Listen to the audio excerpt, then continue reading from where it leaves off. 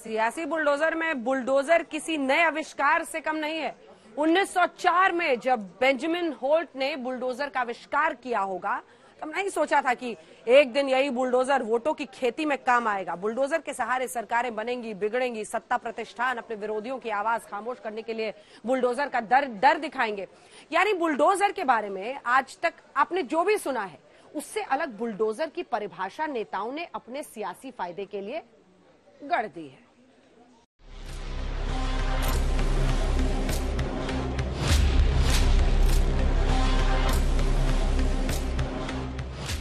क्या यही बुलडोजर 2 जून की रोटी को तरसते गरीबों का पेट भर देगा?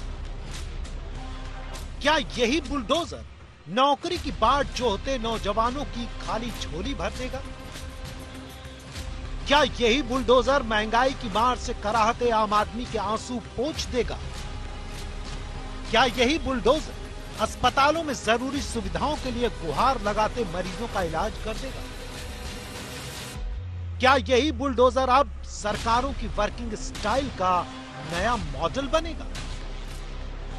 क्या यही बुलडोजर अब ईडी, सीबीआई और इनकम टैक्स की जगह विरोधियों को डराएगा? ये सवाल इसलिए कि देश में सिर्फ चर्चा इन दिनों बुलडोजर की हो रही है। मानो 135 करोड़ के मुल्क में अब सिर्फ एक मुद्दा बचा है, मुद्दा अतिक्रमण का। मुद्दा अतिक्रमण पर बुलडोजर चल रहा है। सोचिए और समझिए, मुल्क में पेट्रोल के दाम सेंचुरी लगा चुके हैं, डीजल के दाम आसमान छू रहे हैं। सीएनजी हो या सब्जी, दाल हो या नमक, कुछ भी खरीदने की इजाजत जेब नहीं देती। लेकिन आम लोगों पर पड़े इस बोझ का हल निकालने के बजाय हमारी चुनी हुई सरकारें बुलडोजर चलाने में पूर्णतः बिजी हैं। उसकी झांकी जिम्मेदार नेताओं के ये बयान। किसी ने किसी गरीब की संपत्ति पर कब्जा किया, किसी गरीब और मिली और किसी व्यापारी को प्रताड़ित किया, तो फिर सार्वजनिक संपत्ति को कोई कब्जा करेगा तो प्रदेश सरकार का भी बुलडोजर हमेशा खड़ा रहता है। और जिन घरों से पत्थर आए हैं आज उन घरों को पत्थर के ढेर में बदल देंगे।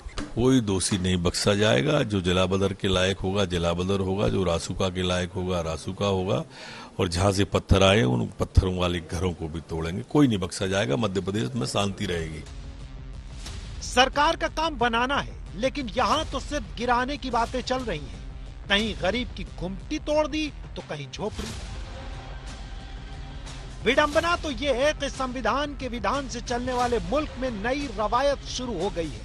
अपने आका को खुश करने के लिए नौकरशाह अब गली गली बुलडोजर लेकर घूम रहे हैं। बुलडोजर चलाकर साहब की गुड बुक में अपना नाम दर्ज कराने की होड़ मची हुई है। इसे संयोग कहें या बुलडोजर वाला प्रयोग, समाजवादी पार्टी के एमएलए शहजुल इस्लाम विवादित टिप्पणी करते हैं और अगले ही दिन उनके पेट्रोल पंप पर बुलडोजर चल जाता है। शाहजहांपुर में जब तक रोशनलाल वर्मा बीजेपी में थे, सरकार को अतिक्रमण नहीं दिखा। साइकिल की सवारी की यानी समाजवादी पार्टी में आए तो उनकी संपत्ति में अवैध निर्माण दिखने लगा, बुलडोजर चल गया। यकीन ना हो तो देश के अलग अलग शहरों से आई तस्वीरों को देखिए। मुजफ्फरनगर में चला बुलडोजर, हरदोई में चला बुलडोजर, कानपुर देहात में चला बुलडोजर, बरेली में चला बुलडोजर, सूरत में चला बुलडोजर, मध्य प्रदेश में चला बुलडोजर। शहर अलग लेकिन बुलडोजर वाली तस्वीरें एक जैसी। सरकारी मशीनरी इस वक्त आपको बुलडोजर पर सवार दिखेगी।